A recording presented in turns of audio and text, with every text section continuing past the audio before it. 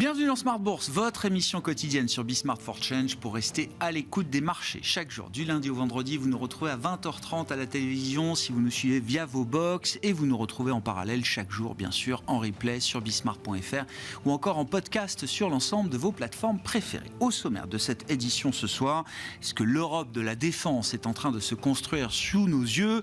C'est la question qu'on posera à nos invités de Planète Marché dans un instant. En attendant, le marché est prêt à faire crédit sur l'idée que l'Europe est en train de prendre conscience, et même plus que cela, l'Europe est sans doute en train de se projeter à travers un certain nombre de décisions stratégiques liées à la question de la défense, de l'armement et aux dépenses militaires qui vont pousser un certain nombre d'investissements dans ce secteur, avec peut-être l'Allemagne de Friedrich Merz demain qui sera prête à dépenser plus, beaucoup plus que ce qu'elle n'a fait jusqu'à présent dans ces thématiques de défense et ces thématiques d'armement. Les valeurs de l'armement qui étaient déjà des valeurs très fortes ces dernières années depuis évidemment l'invasion de l'Ukraine par la Russie, ces valeurs d'armement atteignent de nouveaux sommets aujourd'hui avec des hausses de 10 à 15% pour les grandes valeurs du secteur. Pauline Gratel vous donnera plus de détails dans un instant. Ces valeurs de la défense permettent aux indices européens de battre de nouveaux records aujourd'hui, y compris quasiment pour le CAC 40 qui renoue avec le niveau des 8250 points qui était le précédent record du CAC avant la dissolution de juin 2024. La semaine sera chargée et ne s'arrêtera pas aux questions géopolitiques, des questions économiques avec la question de la macro américaine. Est-ce que le cycle américain, la conjoncture américaine est en train de se dégrader plus rapidement et plus fortement que prévu? Nous aurons tout au long de la semaine des données d'emploi pour espérer y voir un peu plus clair sur les dynamiques de l'économie américaine. On a vu l'ISM manufacturier qui n'apportait pas de dynamique très positive sur cette enquête réalisée auprès des directeurs d'achat dans le secteur manufacturier. Nous aurons la BCE également ce jeudi avec une nouvelle baisse de taux de 25 points de base attendue. Quel sera le discours associé maintenant que la BCE entre dans la zone du taux neutre, Les bandes d'estimation du taux neutre sont relativement larges, mais on va rentrer dans cette zone-là qui pourrait modifier peut-être un peu le discours de la Banque Centrale Européenne pour la suite. Et puis bien sûr, les questions tarifaires et Donald Trump qui a réitéré sa promesse de mettre en place dès demain des tarifs de 10% sur la Chine. Ça semble quasi acquis. En revanche, on attend d'y voir plus clair pour le Canada et le Mexique, puisque le secrétaire au commerce Howard Lutnick ce week-end précisait que 25% n'était peut-être pas le chiffre qu'il fallait attendre pour l'imposition des produits mexicains et canadiens importés aux États-Unis. Voilà pour les grands sujets du moment sur les marchés européens toujours en vedette qui continuent de surperformer les marchés américains. C'est vraiment le trade et la tendance de ces 2 premiers mois de l'année 2025. Et puis dans le dernier quart d'heure de Smart Bourse, nous évoquerons les questions du financement de l'innovation à travers le monde, les différences que l'on peut observer entre les États-Unis, la Chine et l'Europe. C'est une spécialiste de cette question, associée et fondatrice d'Athena Capital aux États-Unis, Isabelle Friedheim, qui sera avec nous en plateau à partir de 17h45.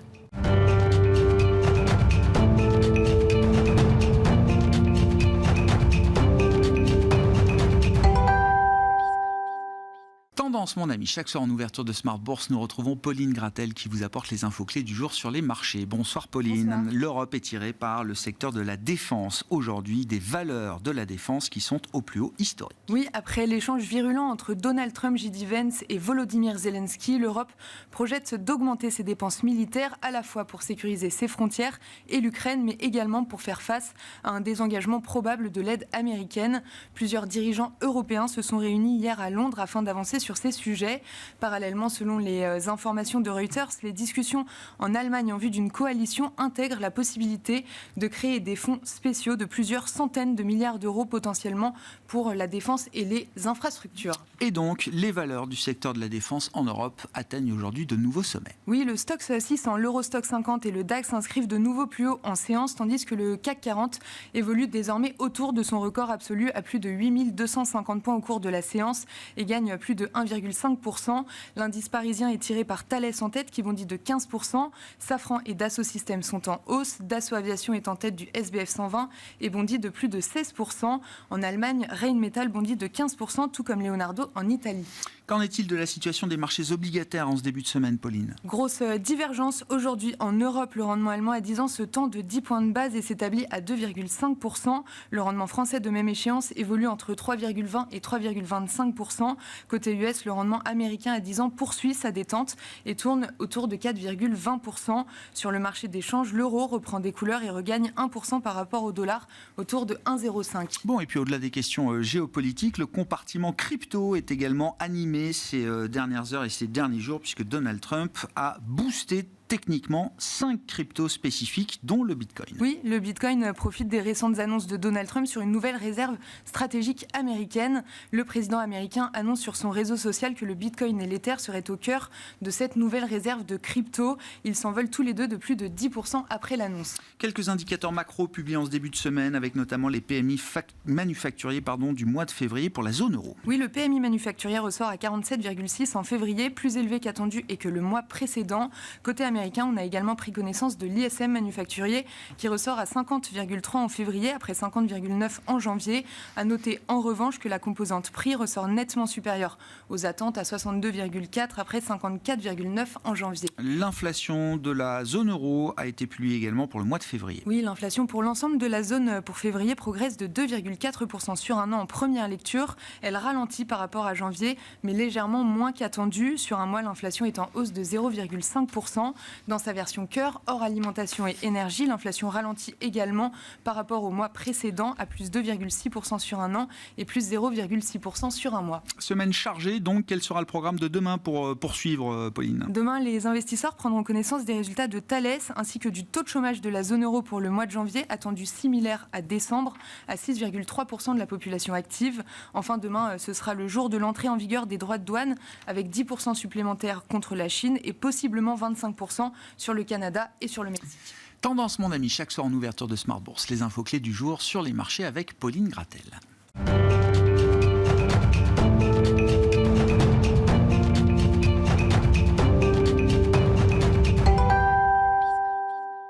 Trois invités avec nous chaque soir pour décrypter les mouvements de la planète marché. Aymeric Didet est avec nous, directeur de la gestion de Pergame. Bonsoir Aymeric. Bonsoir Grégoire. Régis Béguet nous accompagne, associé et gérant chez Zadig Asset Management. Bonsoir Régis. Bonsoir Grégoire. Et Alexandre Ezez est également à nos côtés, stratégiste du groupe Richelieu. Bonsoir Alexandre. Bonsoir. Bon, je commence avec vous Alexandre, le stratégiste.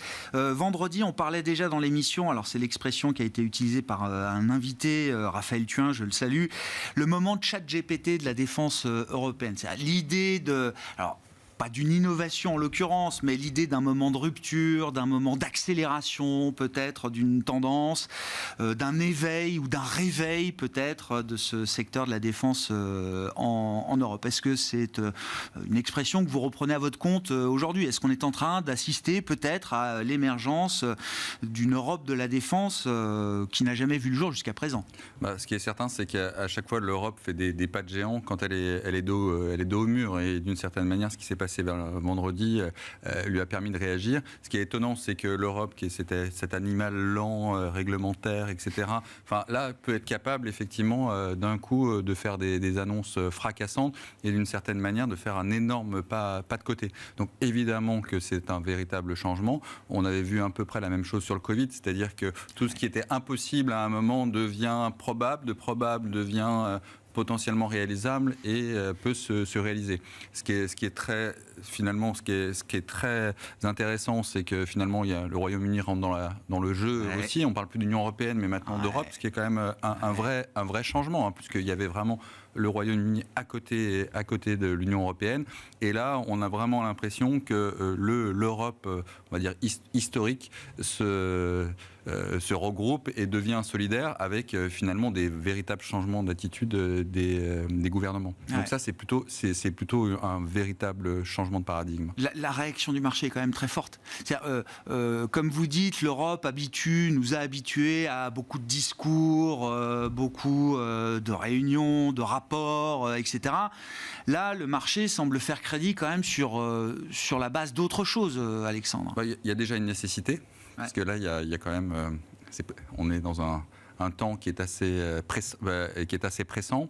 Bon, il semble quand même que tout ça était quand même assez préparé. Enfin, en tout cas, il y avait des plans B ou des plans C. Oui, tout sort pas du chapeau comme ça, du jour au lendemain. Tout ne sort pas du chapeau comme ça. Après, dans les discours, c'est vrai que ça va dans une dynamique à la fois politique avec les élections allemandes, où on a quand même un nouveau chancelier qui est quand même, là, pour le coup, qui change complètement de discours par rapport à Olaf Scholz.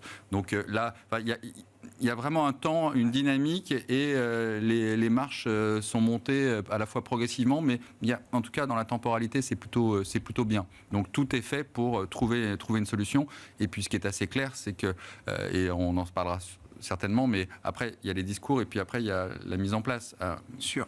Mettre 3% du PIB en budget de défense. L'écrire sur un papier, c'est bien. Le faire, c'est peut-être plus compliqué. Voilà. Quoi. Et on l'a fait d'une certaine manière à un moment sur le Covid, où il y avait une solidarité. Effectivement, mettre en place de la dette européenne, ça paraît la meilleure chose à faire, mais c'était une période complètement différente. On sortait de crise.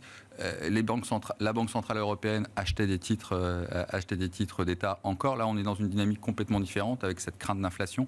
Et la vraie question, ça va être de se poser, c'est le fait que est-ce que l'inflation va remonter si on met en place un déficit budgétaire supplémentaire. Donc, il pourrait y avoir des limites quand même physiques, j'ai envie de dire, à cette volonté, cette coalition des volontaires sur les questions de dépenses, de réarmement, d'investissement en militaire. Oui, et en fait, on aura quand même besoin des banques centrales et il va falloir qu'elles soient là. Donc, il va falloir gérer quelques points, on va dire, réglementaires au niveau de la Banque centrale, quelques missions.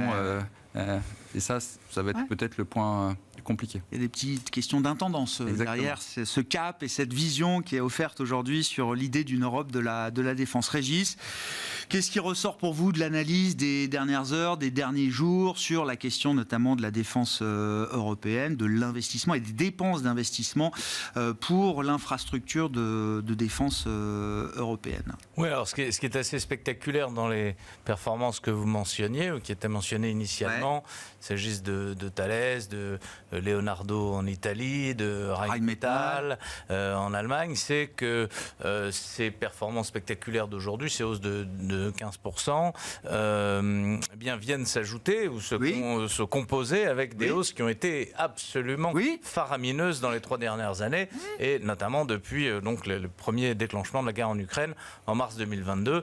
On parle de cours de bourse qui ont déjà multiplié par 3, 4, parfois par 10 pour ce qui concerne Rheinmetall sur les 3 dernières années, et c'est là-dessus qu'on a des hausses de 15% aujourd'hui. Donc c'est vrai que c'est quand même très spectaculaire. Et des PE qui sont effectivement qui n'ont rien à envier à des PE de stars de la tech américaine. Parce qu'on partait de niveaux très bas.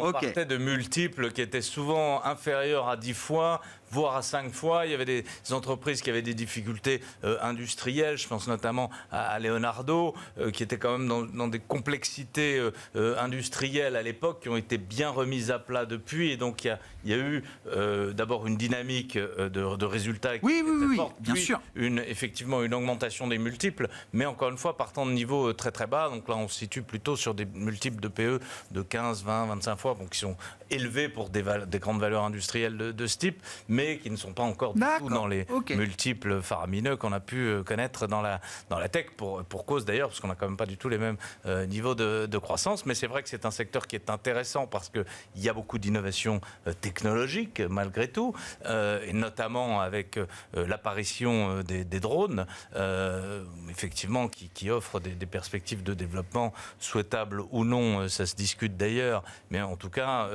considérables, et surtout d'innovation technologique. Ça, c'est un truc que Volodymyr Zelensky est prêt à vendre, entre guillemets. C'est-à-dire le savoir-faire acquis par l'Ukraine à travers ces 3 ans de guerre en matière de drones. C'est ça, et visiblement... Probablement le développement actuel et la combinaison des drones et de l'intelligence artificielle, puisque vous avez cité... Oui, la tech. Oui. Bon, après... Encore une fois, ça n'est pas que rassurant. C'est-à-dire qu'imaginez un drone tueur doté d'une intelligence artificielle, c'est réjouissant ou pas, hein. Je laisse. Mais en tout état de cause, c'est vrai qu'il y a une dynamique qui se traduit potentiellement par des flux financiers sonnants et trébuchants. Maintenant, côté quand même investissement, Moi, personnellement, je n'ai pas très très bien compris comment nous allions trouver budgétairement des points de PIB à allouer à la défense, en particulier en France, où on a quand même bien du mal à joindre les deux bouts, et où la question est de savoir, non pas si on va être entre 3 et 0% de déficit budgétaire, mais plutôt à 5 ou plutôt à 6, ou plutôt si on va retrouver 50 milliards encore de trous. Alors c'est vrai que l'Allemagne est dans une bien meilleure situation budgétaire, l'Italie aussi d'une certaine manière. Il y a peut-être d'autres pays avant la France qui ont besoin aussi de rattraper un certain nombre d'efforts en matière de dépenses de défense. Absolument, absolument. Mais encore une fois, et il y a l'échelon européen, comme le rappelait Alexandre, qui a permis quand même de subvenir au moins en partie au problème du Covid. Bien sûr. Mais le Covid correspondait à une période est arrivé dans une période où les taux étaient déjà quasiment à zéro, étaient toujours totalement négatifs. On sortait d'une période de sous-inflation de plus de 15 ans. Aujourd'hui, on ressort à peine de l'inflation. Donc je ne suis pas sûr qu'il soit possible de remettre les taux à zéro uniquement dans des perspectives de financement de la défense budgétaire européenne. Tout ça pour dire, je pense que le marché va quand même assez vite en besogne actuellement, et que le chemin sera probablement un peu plus compliqué que ce que le marché valorise aujourd'hui. Aymeric, votre lecture, votre analyse de la situation, et c'est vrai qu'encore une fois, mis bout à bout, tous les événements politiques ou géopolitiques du week-end, partant de l'altercation entre les équipes Trump et Volodymyr Zelensky dans le bureau Oval vendredi, tout, boursièrement en tout cas, profite à l'Europe aujourd'hui. Pour le moment, en tout cas, c'est très clair. Par contre, ça pose pas mal de questions, parce qu'aujourd'hui, on se voit quelque part imposer de la part des États-Unis des obligations budgétaires. Et c'est là où aujourd'hui l'Europe n'a toujours pas cette maturité suffisante pour être capable de prendre ces décisions-là sans y être forcé, être au pied du mur, mis au pied du mur quelque part par les Américains. Donc là, il y a quand même un vrai sujet géopolitique. Deuxième sujet géopolitique, il est aussi pour la France. Parce que la France, aujourd'hui, chaque année, fait passer son déficit abyssal en justifiant auprès de l'Europe, oui, mais nous, on est la défense de l'Europe, on a investi, on a une armée. L'Allemagne a très peu investi ces 30 ou 40 dernières années. Le poids de l'histoire, évidemment, il y est pour quelque chose. Mais la réalité, c'est qu'on risque de perdre aussi un argument très important en France pour faire passer justifier notre déficit propre. Donc ça peut poser aussi d'énormes problèmes. C'est pour ça que la solution européenne au financement de l'armement en Europe est un vrai gros sujet important. Et Mario Draghi, lui, dans son rapport, disait il va falloir investir, il va falloir des grands plans d'investissement en infrastructure ou autre. Et dans le ou autre, il peut y avoir évidemment la défense qui va être un vrai sujet au niveau européen, ce qui est plutôt une très bonne chose évidemment pour l'Europe. Et de voir en plus que l'Angleterre, les Anglais rejoignent un peu ce consortium aujourd'hui, c'est pas anodin et c'est plutôt une bonne nouvelle, parce que autant il y a de la technologie pas mauvaise en France, les Italiens ont aussi des savoir-faire, et puis les Anglais aussi, il ne faut pas les oublier sur ces sujets-là. Ils ont d'énormes capacités et savoir-faire. Donc c'est pour ça que de voir une sorte d'unité un peu plus européenne, même au sens large, c'est plutôt bien en vue de stabiliser une paix future dans le dossier Ukraine-Russie. Donc c'est plutôt des bonnes choses. Après, en termes de valorisation, évidemment, vu les parcours boursiers qu'on a connus ces derniers mois, trimestres, années, aujourd'hui, on a des valorisations qui sont stratosphériques. Ça va mettre du temps, parce qu'on nous annonce toujours des centaines de milliards. On a très peu d'indications sur la temporalité. Donc mettre un budget, il faut mettre une notion de temps, parce que dépenser en une année ou en 10 ans, c'est pas tout à fait la même chose en termes budgétaires. Donc ça aussi, c'est des choses qui sont importantes, qui vont être importantes de regarder sur les prochaines années. Et ça, c'est très directement corrélé aux perspectives qu'on peut avoir pour une Rheinmetall, un Leonardo, un Airbus, etc. On justifie pas du tout les mêmes choses que si on a un budget qui va être dépensé pendant les 10 ou 15 prochaines années, là où il doit être dépensé dans les 3 ou 5 prochaines années, auquel cas, ça va nécessiter des investissements massifs immédiats. Il va falloir pouvoir les financer. Donc c'est là où la notion de temporalité va prendre tout son sens, et ça va arriver assez vite, parce qu'il va vite falloir d'où vient l'argent, quand est-ce qu'il est mis en œuvre, et comment on finance tous ces plans d'investissement.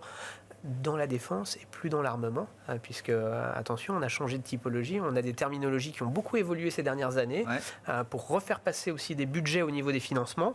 On était plutôt sur des financements de défense, là où maintenant on recommence à parler de financement d'armement. Attention, ce n'est pas les mêmes méthodes, ce n'est pas les mêmes terminologies aussi dont on commence à reparler de nouveau. On recommence à parler d'armement, là où depuis quelques années on ne parlait que de défense. Donc là aussi ça va être intéressant, c'est un peu tôt, quelque part, pour analyser réellement comment ça va se faire.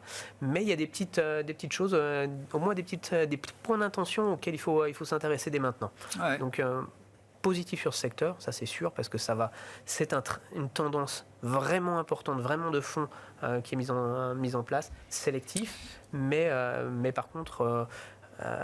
voilà, il faut essayer de trouver un peu les points d'entrée, les points de pas aller sur les exagérations comme on connaît aujourd'hui typiquement, plutôt s'alléger sur les exagérations et revenir dès qu'il y a des points d'entrée intéressants sur tous les acteurs européens parce qu'ils vont tous être concernés par ces sujets-là. Ouais.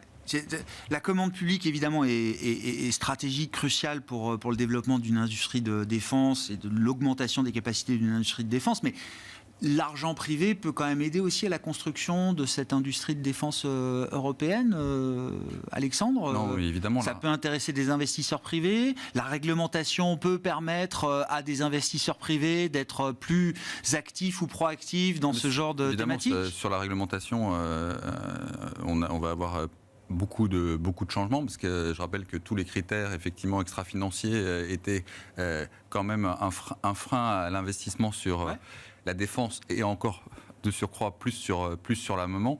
Et je pense que l'Europe va s'adapter assez rapidement. Juste pour rebondir là-dessus, je pense qu'aussi il ne faut pas négliger les Américains, parce que finalement ce budget, en fait, la stratégie de Trump, elle est assez claire. D'ailleurs, le retrait américain, finalement, la stratégie, c'est de se faire payer. Donc, une partie du budget du budget de la défense ou de l'armement sera attribuée aux Américains. En matériel américain. Et c'est une manière de négocier, et c'est exactement ce que veut Trump. Il veut juste pas défendre gratuitement. On l'a vu effectivement dans la répartition du financement de l'OTAN, dans tout. Et d'une certaine manière, ce qui est annoncé par l'Europe, c'est aussi une manière de pouvoir discuter avec les Américains, parce qu'il faut aussi des cadences. C'est facile de dire on veut une armée, mais on a des belles entreprises, mais elles ne sont pas capables pour l'instant de mettre en place une cadence accélérée pour satisfaire à ce dont on a besoin. Et évidemment que les Américains sont là, et je pense que dans la stratégie américaine, c'est clairement le point central de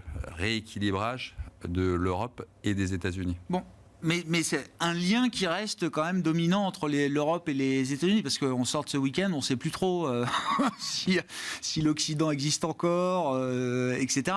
Mais vous dites, oui, il y a quand même cette relation-là, elle ne va pas disparaître, et elle peut même se rééquilibrer entre les États-Unis et l'Union européenne. C'est la demande de Trump. Ouais. En fait, on est quand même dans la négociation là, et on sait comment Trump négocie. Il a toujours négocié comme ça. Il tape extrêmement fort. Après il négocie. Donc on est clairement dans un schéma Donald Trump assez classique.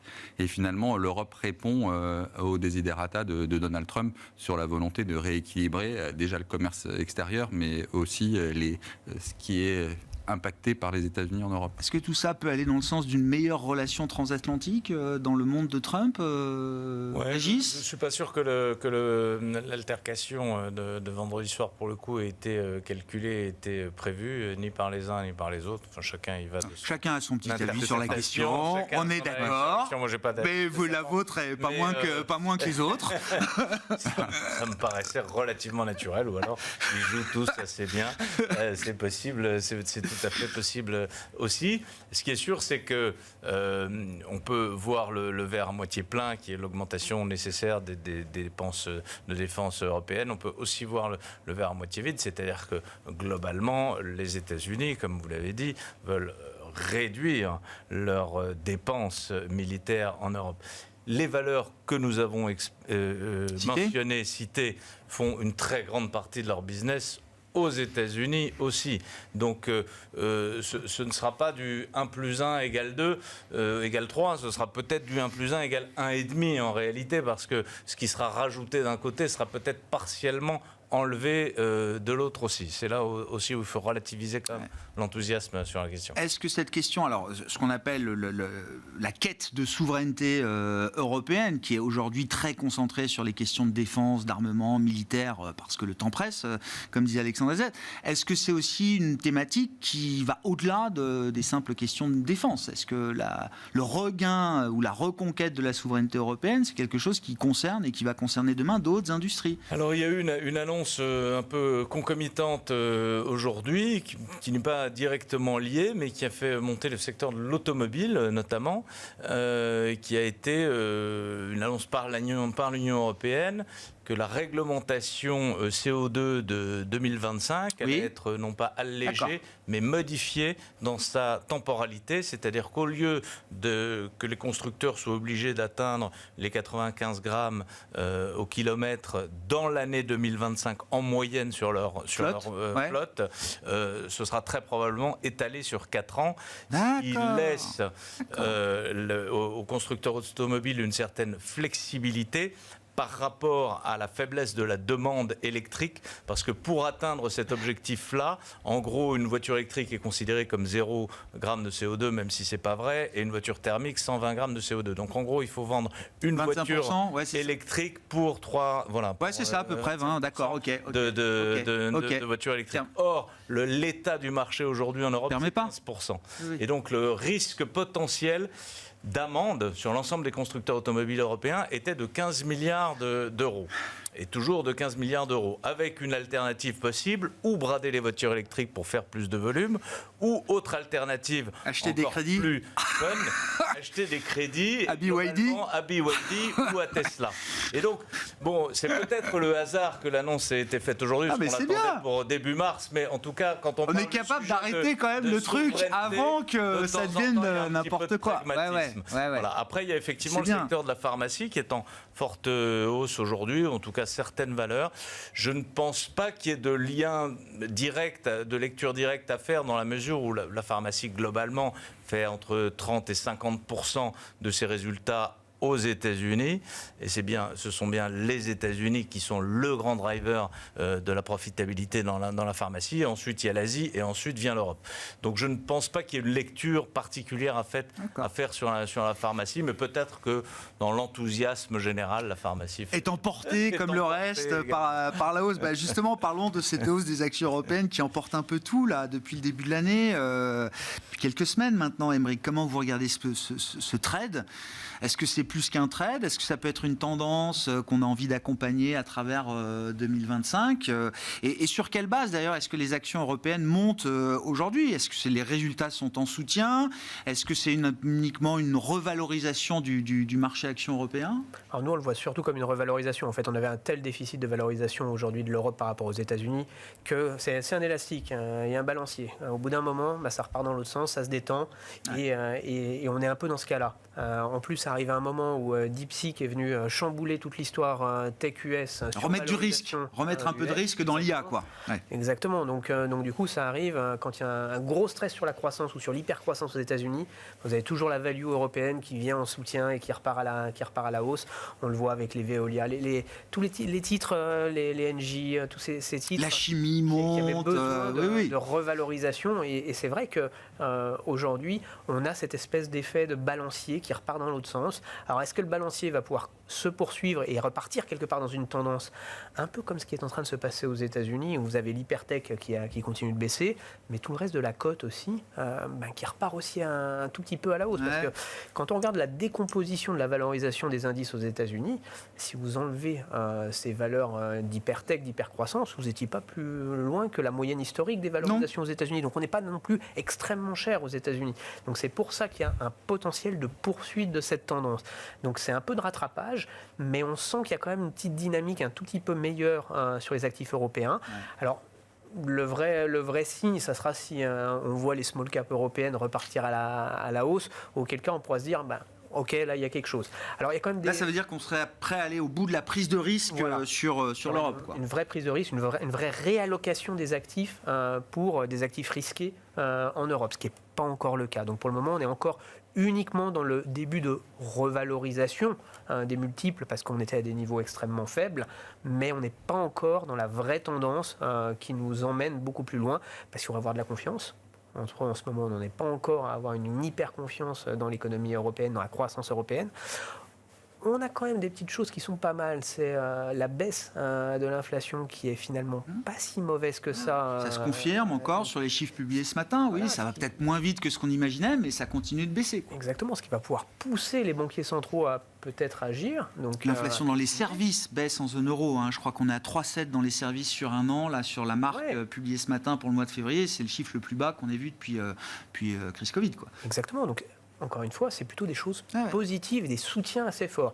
Donc on sent qu'il y a quand même quelque chose qui justifie en tout cas d'avoir une meilleure valorisation des actifs européens. On a quelques secteurs qui se distinguent. On voit le secteur des financières aussi reprendre de l'intérêt. Donc depuis le début de l'année.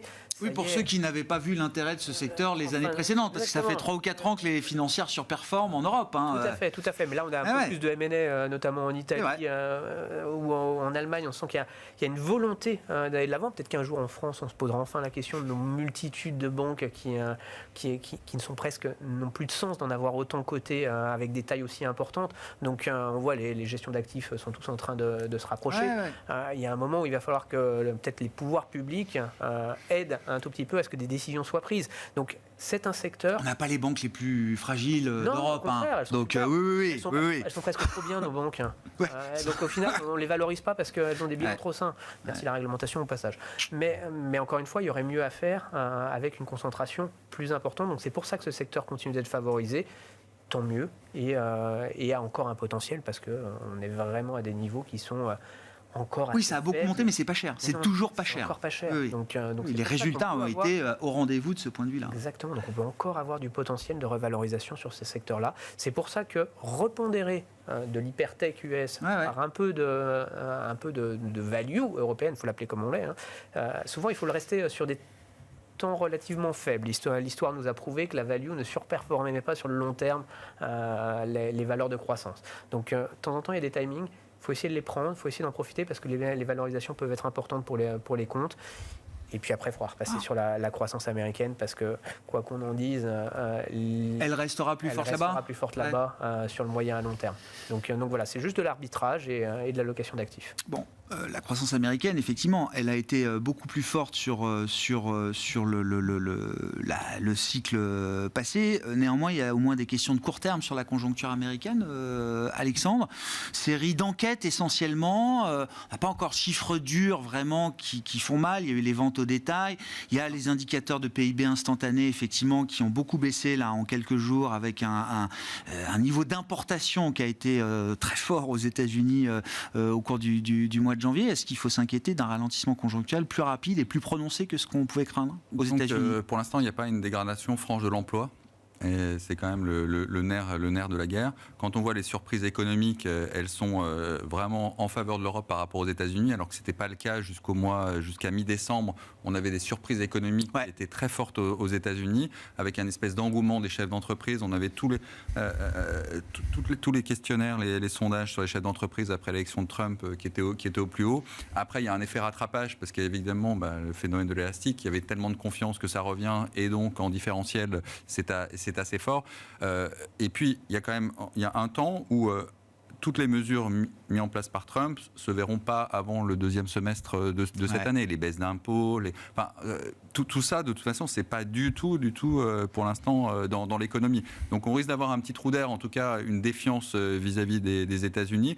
Et puis à côté, il y avait l'Europe qui était vraiment très très mal en mi-novembre, et puis quand on regardait la liste, tout était plutôt au noir.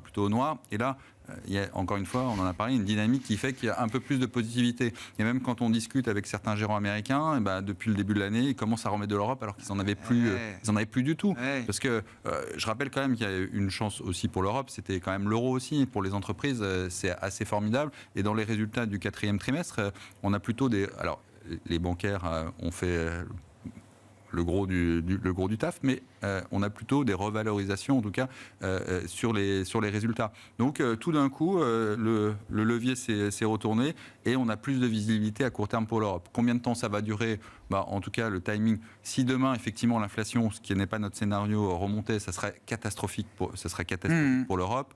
Là, ce que l'on voit, il y a quand même une réserve de désinflation en Europe qui est assez conséquente, notamment sur les salaires. On a vu le dernier rapport de la Banque centrale européenne qui montre que dans ces indicateurs avancés, on va avoir une décélération des salaires. Donc c'est le gros, notamment dans l'inflation des services. Et donc on a une visibilité assez bonne. Et normalement, dans le timing, ce qui va être assez intéressant, c'est que finalement la BCE a terminé ses baisses de taux en juillet, pour être à peu près à 2, en tout cas pendant le scénario. Ouais.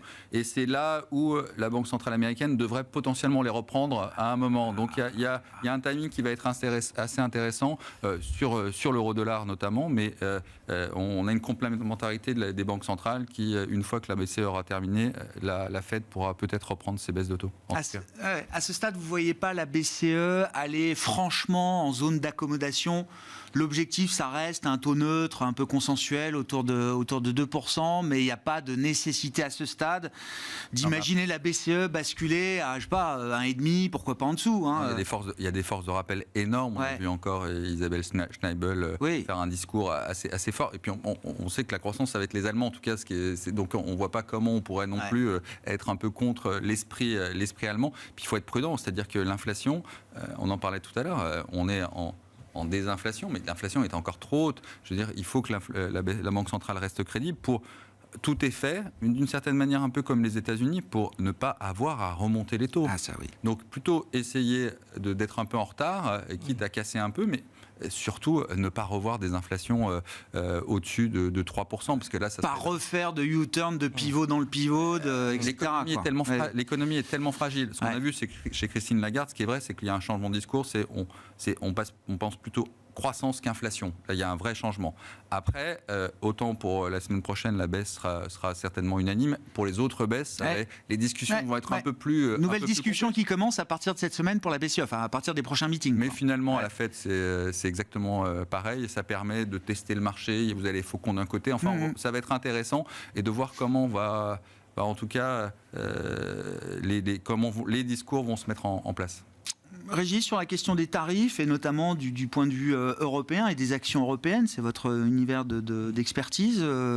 C'est intégré un peu, beaucoup, pas du tout. Est-ce que le marché croit à l'idée que l'Europe va se prendre 25% parce que Trump n'aime pas l'Europe et qu'il aime beaucoup le chiffre de 25%? Est-ce que c'est comme ça que ça marche? Ou est-ce que... Non mais si. Alors, ou est-ce que le marché est un peu plus dubitatif que ça? D'abord, c'est en partie intégré parce que les valeurs d'équipementiers automobiles, bon, qui ont par ailleurs plein d'autres difficultés, mais les valeurs du luxe, les valeurs des spiritueux, etc., sont des valeurs qui ont quand même globalement pas mal sous-performé depuis plusieurs mois, parce qu'elles avaient des problèmes endogènes, de marché, mais aussi parce que il y avait cette perspective de tarifs qui a fait une prime de risque. Ça, c'est la première chose. La deuxième chose, c'est que les tarifs, c'est extrêmement compliqué. On peut annoncer un chiffre de 25%. 25% de quoi? De quel contenu? Quand vous importez du Mexique une automobile qui est assemblée au Mexique, vous pouvez avoir des importations de composants qui viennent de Chine, d'autres qui viennent d'Europe, d'autres qui vont directement aux États-Unis, et puis finalement la fin de l'assemblage se fait aux États-Unis, etc. Donc quand on parle de 25%, on ne sait pas très bien de 25% sur quoi. Une pièce peut traverser 12 fois la frontière entre les États-Unis et le Mexique avant d'être dans une auto finalisée, assemblée, etc. Exactement. Donc ce sont quand même des chiffres qui sont sortis du chapeau, qui ne veulent pas forcément dire grand-chose. Troisième point très important, ce qui compte pour les producteurs, qu'ils soient européens ou mexicains, c'est leur niveau de compétitivité relative. C'est-à-dire, est-ce que je réimporte plus aux États-Unis que mes concurrents ou pas. Si je réimporte moins aux États-Unis que mes concurrents, finalement, plus il y a de tarifs, et mieux c'est pour moi, parce que je produis relativement aux autres plus aux États-Unis. Le cas par exemple de la filiale de Continental Contitech dans le domaine du plastique, produisent plus sur le territoire américain que les concurrents. Donc ils ont un avantage concurrentiel par rapport au marché. Si vous prenez l'industrie cimentière en Europe, c'est une industrie qui produit aux États-Unis du ciment pour les États-Unis. Par conséquent, s'il y a des barrières sur le ciment, c'est favorable aux équipementiers, aux cimentiers, y compris les cimentiers européens, puisqu'ils ont des usines aux États-Unis. Et enfin, encore 2 derniers points, il y a un effet de devise souvent qui peut compenser, et le dollar s'est quand même plutôt renforcé depuis l'élection de Trump, donc déjà on a un petit avantage compétitif peut-être de 4-5% par rapport à ces 25%, on en a déjà regagné. Oui, on a absorbé déjà une partie. Une partie. Et dernier point, est-ce que le consommateur américain en bout de chaîne, va être content d'accepter 5, 10, 15, 20% d'augmentation de prix sur les produits qu'il aime et qu'il souhaite acheter. Ça, c'est une autre question qui est une question politique qui sera la question des élus américains à un moment donné pour maintenir ces tarifs. Voilà. La question est de savoir quels sont les objectifs qui sont poursuivis par Trump à un instant T. Est-ce que c'est l'objectif politique? Est-ce que c'est l'objectif économique? Ou est-ce qu'il veut parler on verra demain sur le Canada et le Mexique. Encore une fois, Howard Lutnick, ce week-end, a tenu à modérer un peu le propos de Trump en disant il n'a pas encore décidé sur le niveau des tarifs. Ça se met et puis ça s'enlève aussi vite que ça s'est mis. Donc les allers-retours peuvent être assez fréquents. Oui, donc le marché n'est pas complètement... Non, on n'est pas dans une... je pense qu'il y a un niveau d'inquiétude qui n'est pas absolument colossal sur cette affaire de tarifs. Ouais. Bon, sur ces questions de tarifs, Aymeric, oui... On a l'impression que le marché laisse... comment dire, je ne sais pas comment dire, mais les rodomontades de Trump, le marché s'y est un peu habitué et attend de voir sur le papier comment ça se passe, quoi. C'est vrai que les premiers exemples, il y avait eu... c'est la Colombie ? Oui, Colombie. Colombie, Canada et Mexique, où tout a été retiré très très vite en 24 heures, sans qu'il y ait eu de deal non plus délirant entre les États-Unis et ces pays-là. Exactement, c'est des effets d'annonce avec beaucoup de volatilité au moment de l'annonce, mais à chaque fois, c'est comme dans tout jeu politique, il y a l'effet d'annonce, et puis après, il y a la perte de crédibilité des annonces suivantes, où on tape très fort. C'est vraiment la méthode Trump qui nous a habitués à avoir pendant le mandat numéro 1. Et puis derrière, il y a le deuxième rideau de Trump qui arrive pour négocier et pour faire le travail. C'est-à-dire qu'il y a le commercial, entre guillemets, qui vient avec son idée magique, brillante, et qui l'expose, qui du coup tape très fort sur la table. Puis derrière, il y a tous ceux qui doivent travailler, qui arrivent et qui disent, bon, on va quand même pas casser toute l'entreprise pour une idée qui est sortie du chapeau. Mais par contre, il y a une volonté politique de rééquilibrer. Et ça, Trump sait parfaitement l'incarner. Et quand on regarde finalement, au final, ce que ça a donné pendant le mandat numéro 1 et les effets que ça a eu sur l'économie américaine, force est de constater que la réindustrialisation de l'Amérique, elle a eu lieu, l'indépendance énergétique des États-Unis, elle a eu lieu, et au final, la croissance l'énergie, elle est là. Donc en fait, à force de taper, il fait quand même entendre très fortement son point de vue, et ça a des effets quand même à moyen long terme. On a un petit peu de recul maintenant pour voir que ça a été produit d'effet. Alors c'est arrivé évidemment dans un cycle économique plutôt de croissance, mais au final, sa volonté politique a été quand même suivie de quelques effets qu'on perçoit aujourd'hui dans l'économie américaine. Alors est-ce que le particulier américain peut le subir ad vitam aeternam ? Aujourd'hui, il n'y a plus beaucoup d'épargne aux États-Unis. Oui. Donc, il est très sensible quand même à la question de l'inflation, le consommateur américain. Très faible. Donc c'est pour ça que la sensibilité va être encore plus forte aujourd'hui à ces sujets d'inflation. Donc c'est facile quand vous avez 10, 15 en Europe ou en France, on a 16% de taux d'épargne. Donc on peut finalement avoir réajusté par rapport à ces dépenses assez facilement, arbitrer plus facilement. Aux États-Unis, ça ne va pas être pareil. Non, si on lui taxe son avocat mexicain avec 25% ou son pétrole canadien à 25%, ça peut se voir très très vite dans l'assiette ou à la pompe. C'est pour ça que les effets peuvent être plus importants cette fois-ci, et plus on avance dans le temps, moins il y a d'épargne, plus les effets vont être tout de suite répercutés. C'est pour ça que Jérôme Powell est très attentif à ces sujets-là. Un mot de la Chine pour finir, parce que là aussi, dans tous les événements qui nous attendent dans les prochains jours, il y a des choses qui vont se passer en Chine, avec la grande réunion des plusieurs milliers de parlementaires chinois. C'est le congrès national de l'Assemblée populaire chinoise qui se tient cette semaine. Alexandre, je ne sais pas s'il y a des annonces particulières attendues, mais qu'est-ce qu'on peut imaginer? Parce que là, pour le coup, visiblement, Canada-Mexique, on attendra de voir, mais demain, il y aura bien 10% de tarifs supplémentaires sur la Chine qui s'ajouteront aux 10% déjà annoncés au début du mandat de Donald Trump. Oui. Quelle est la situation de la Chine et quelles sont les options peut-être du pouvoir chinois aujourd'hui? Pour le coup, il me semble qu'il y a un peu plus de dialogue à attendre entre la Chine et les États-Unis, avec effectivement une Chine qui, alors, on l'espère, enfin aura cette volonté de mettre en place une consommation un peu plus pérenne à l'intérieur de son pays. La seule chose, c'est que on est en crise immobilière depuis un certain temps, il faut relancer la croissance. Finalement, ce qu'a choisi d'une certaine manière ce qu'ont choisi les autorités chinoises, c'est de refaire monter le marché action pour créer un effet richesse sans que ça soit sur l'immobilier. C'est pour schématiser. Hein. Et donc, pour l'instant, c'est en passe d'être un peu gagné, parce que quand on voit les chiffres en interne, c'est plutôt mieux. La consommation, la confiance revient. Il ne faudra pas que le marché chinois rebaisse, parce que là, ça serait un coup d'épée dans l'eau. Mais clairement, on a une banque centrale qui veut simplifier ses mécanismes sur les taux et finalement ressembler plus à l'autre banque centrale, parce que c'était quand même pas lisible. Il y avait 3, 4, 10 taux. À chaque fois, c'était du money management incompréhensible pour la plupart. Donc là, simplifier, avoir une politique beaucoup plus conventionnelle en tout cas, et ça c'est plutôt de nature à rassurer. Après, évidemment, les tarifs vont se mettre en place. On a quand même l'impression qu'à la fois, en tout cas au niveau des tarifs douaniers, on n'est pas dans une situation comme en 2019 qui était extrêmement tendue, il me semble, et là c'est plutôt attendu. La Chine s'est quand même plutôt préparée. Bon, déjà en termes de commerce, d'échange, elle a largement diminué, et ça fait plus souffrir le Mexique d'une certaine manière, elle.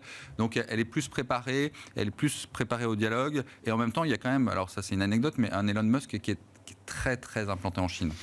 Non, mais ça va pas très bien pour Tesla en Chine. Ça va pas très bien pour Tesla en Chine, avec un État qui est très conciliant pour Elon Musk, notamment dans tous les procès que Elon Musk peut avoir avec certains clients, etc. Donc il y a quand même un intérêt tout particulier de quelqu'un de spécifique. Il y a un asset à préserver en Chine qui s'appelle Tesla et Elon Musk. Voilà. Et donc, en tout cas, les négociations vont être peut-être un peu plus simples qu'avec certains autres pays.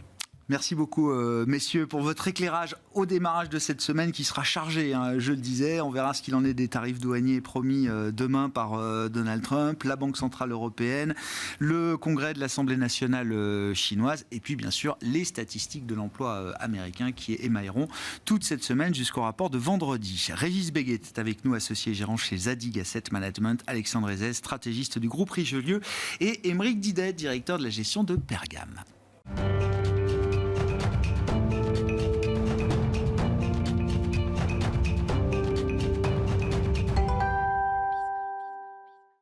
Le dernier quart d'heure de Smart Bourse. Chaque soir, c'est le quart d'heure thématique. Le thème ce soir, c'est celui de l'innovation et du rôle des marchés dans le financement de l'innovation à travers l'expérience d'Isabelle Freedam, qui est à mes côtés en plateau, associée fondatrice d'Athéna Capital. Isabelle, bonsoir. Bonsoir. Bienvenue. Merci beaucoup d'être avec nous. Il faut que vous nous disiez un mot de votre parcours, parce que vous êtes d'habitude implanté et installé, et vous vivez jusqu'à présent aux États-Unis, c'est ça, Isabelle, je crois.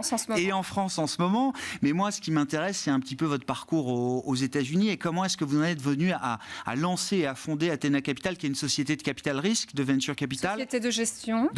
D'investissement en 2021. Private equity, venture capital. Comment est-ce que tout ça est arrivé alors? J'ai fait parcours en private equity, venture capital, une carrière en faisant des investissements principalement dans la technologie.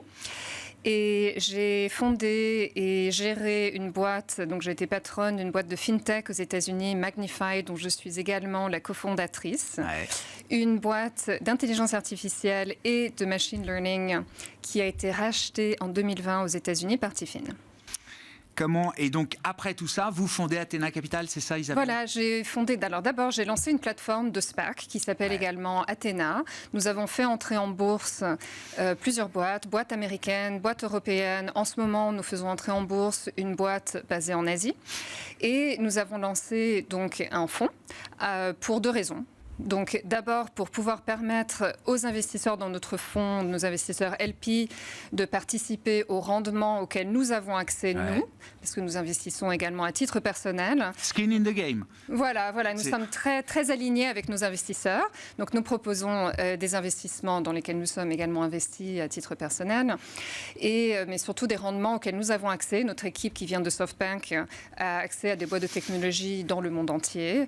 Et nous voyons en ce moment une option de participer à des entrées en bourse et des investissements dans des boîtes qui vont se faire racheter, industriel, ou des cessions, un fonds de private equity, ou des entrées en bourse. On va parler des introductions en bourse, hein, ça fait partie de vos expertises, Isabelle. Moi, ce qui m'intéresse, c'est derrière Athena Capital, j'ai vu donc que c'était un board et des fondatrices 100% féminines, c'est ça et c'est une volonté, j'imagine, de votre part, Isabelle. Je veux bien que vous nous expliquiez ça.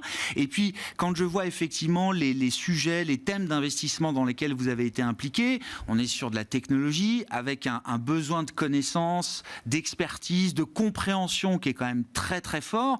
Et ma question, quand on est investisseur, quand on lead comme ça des deals ou des investissements pour son compte, mais pour le compte de partenaires également, comment on s'assure d'avoir accès à la bonne expertise pour comprendre les sociétés dans lesquelles on investit?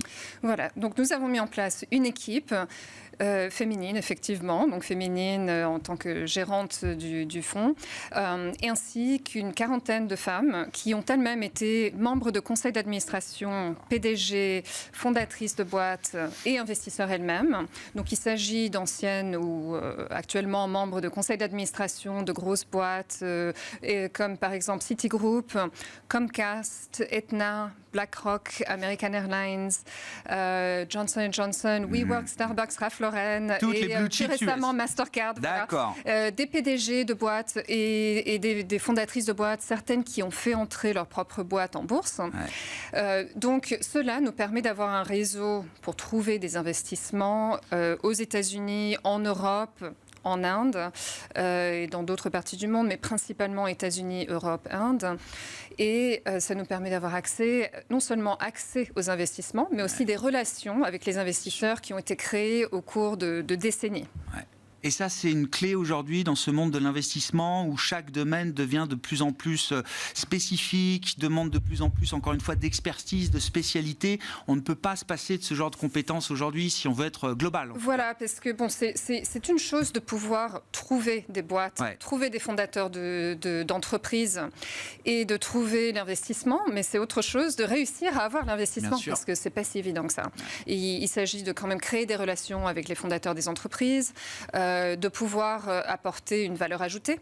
Et donc, c'est ce que nous faisons très bien, c'est le côté valeur ajoutée. Donc, on propose un investissement en général après le dernier tour de table et avant l'entrée en bourse, donc, ce qui permet aux entreprises de passer un cap. Et donc le cap, donc souvent c'est en parallèle où on explore une entrée en bourse ainsi qu'une vente et un rachat industriel ou une cession.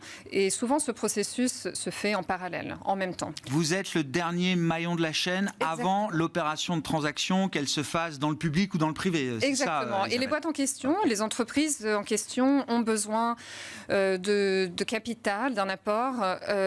En général, elles sont rentables, mais juste à peine rentables, surtout dans la technologie, des entreprises qui restent relativement en mode croissance, qui sont ceci dit rentables, mais elles ont souvent besoin, par exemple, de finaliser une acquisition ou de racheter un de leurs compétiteurs sans avoir forcément besoin de réduire leur valorisation, surtout avant une entrée en bourse. Bien sûr.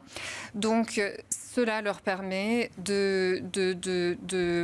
de nous faire confiance pour les accompagner.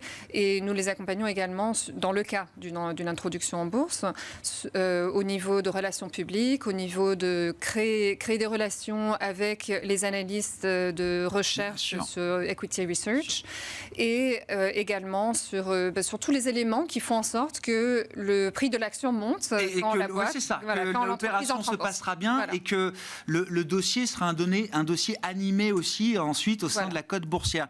Alors, je ne sais pas si c'est votre point de vue.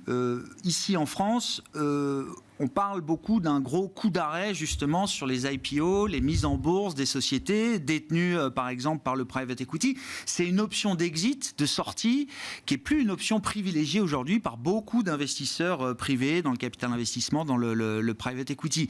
Est-ce que c'est quelque chose que vous observez un peu partout dans le monde? C'est-à-dire que à côté de l'option IPO, il y a d'autres options aujourd'hui de transactions qui sont des options parfois privilégiées. Et qu'est-ce qui peut ramener peut-être plus d'entreprises en bourse demain? Oui, alors... En ce qui concerne notre fonds et nos investissements, peu importe la façon dont les boîtes sont rachetées, soit une introduction en bourse, soit encore une fois sont rachetées, rachat industriel ou investisseur stratégique. Mais ceci dit, beaucoup d'entreprises espèrent entrer en bourse, surtout dans la technologie. Il y a beaucoup de leurs concurrents qui sont cotés en bourse, surtout aux États-Unis, et ça leur permet d'avoir une visibilité mondiale. Donc, c'est presque vu comme un but en soi, qui n'est bon. Ça, on peut avoir des avis différents à ce sujet, mais il faut effectivement. Alors, nous, on sort d'un environnement, ces 4-5 dernières années aux États-Unis, où il y a une grosse stagnation des entrées en bourse. Mais ceci dit, il ne s'agit pas que des 4-5 dernières années, il s'agit quand même des 30 dernières années, où il y a eu une stagnation d'entrée en bourse. Mais ceci dit, en parallèle, une forte demande de la part des investisseurs, des actifs publics, qui cherchent à accéder à ce genre de croissance qui a eu lieu dans le privé. Donc les Facebook, Amazon, Google, cette croissance et la rentabilité dans les actifs privés a eu lieu vraiment en dehors du public. Et donc il y a beaucoup, les investisseurs dans le public sont très intéressés. Il y a beaucoup de demandes, une forte demande. Et je pense qu'aux États-Unis, on commence à voir le début de ce qui va être une volumétrie plus augmentée d'entrée en bourse. Ça veut dire qu'il faut rentrer en bourse plus tôt qu'auparavant, Isabelle, ou pas forcément? Pas forcément. Ça a été le cas aux États-Unis il y a 4-5 ans. Il y a eu des valorisations qui ont beaucoup augmenté. C'est moins le cas en Europe. Donc c'est ce qui nous intéresse justement, nous, en Europe. D'où votre présence en Europe. Voilà, de trouver des entreprises qui sont en croissance, saines, rentables, qui ont su gérer des levées de fonds plus petites que ce à quoi elles s'attendaient, et des gérants qui ont la tête sur les épaules, mais ceci dit, avec des ambitions de croissance à l'international. Et ça, l'Europe, pour vous, est un bon univers ou un bon terrain de jeu, entre guillemets, ou de recherche, Isabelle? Parce que voilà, vous disiez, je vis aujourd'hui à Paris, mais c'est tout récent. Hein. Vous arrivez aujourd'hui pour vous installer. En Europe, en France. Nous sommes en train de développer une présence en Europe, des bureaux à Paris. Et il s'agit donc de pouvoir travailler avec des investisseurs européens, ainsi qu'avec des fondateurs d'entreprises européennes dans la technologie qui cherchent à entrer en bourse, soit en Europe, soit aux États-Unis, soit les deux. Est-ce que les marchés boursiers en Europe ont la capacité à accueillir des entreprises de technologie qui sont quand même des entreprises de croissance, avec des modèles encore une fois particuliers? Je reviens à l'expertise. Moi, j'ai connu tout l'afflux de biotech sur le marché parisien, par exemple. Le problème, c'est que très souvent, contrairement aux États-Unis, il n'y avait pas de fonds en face ou d'investisseurs suffisamment experts pour bien comprendre les enjeux d'une société de biotechnologie, le risque, le dérisquage, etc., etc. Est-ce que les choses évoluent de ce point de vue-là? Est-ce que l'écosystème européen est capable quand même de justement absorber en bourse des entreprises telles que celles que vous avez pu accompagner aux États-Unis? Alors oui et non. Il y aura effectivement dans certains cas des doubles cotations, ou alors certaines entreprises qui vont être cotées dans leur marché local, en France, ou dans leur marché européen, parce qu'il s'agit du marché dans lequel elles ont des activités. Ceci dit, la plupart des boîtes dans la technologie, en général, sauf exception, explorent quand même la possibilité d'une introduction en bourse aux États-Unis ou d'une double cotation. Effectivement, les États-Unis, on voit des entreprises dans la technologie qui ont plus tendance à être en croissance, qu'on voit moins en France. En France, on a tendance à voir, ou dans les marchés européens, des boîtes traditionnelles, historiques, Carrefour. Oui, plus tranquille. Voilà, plus tranquille. Comme ça qu'on dit. Voilà, plus tranquille. Et donc, il s'agit bon, on espère d'un côté que ça va changer, mais il y a quand même certaines choses qui ne vont pas changer. C'est-à-dire que les États-Unis représentent quand même 2/3 des marchés des actifs publics mondiaux. Ouais. On a vu cette année une belle croissance des entrées en bourse. 56 entrées en bourse cette année aux États-Unis. Ouais. Quand même, on s'attend à 40-50 milliards levés lors d'entrée en bourse. Donc, c'est quand même un énorme volume. Plus de liquidités, des meilleures valorisations, de l'equity research qui permet de proposer une visibilité à l'international, au mondial, pour les entreprises de technologie qui entrent en bourse aux États-Unis. Donc, quand même des éléments qui restent intéressants, une proposition intéressante pour les fondateurs de boîtes de technologie. Mais on reste quand même intéressé par les marchés européens. Bon, mais vous serez cette passerelle entre des entreprises européennes et un marché américain qui peut accueillir effectivement des profils bien particuliers d'entreprises, y compris chez nous en Europe. Merci beaucoup Isabelle. Isabelle Fredam qui était avec nous pour parler de ces marchés boursiers, des sorties boursières, effectivement, quand on est dans le monde de l'innovation et de la tech. Vous êtes associée fondatrice d'Athena Capital. Merci d'avoir été avec nous dans ce dernier quart d'heure de Smart Bourse ce soir. Merci.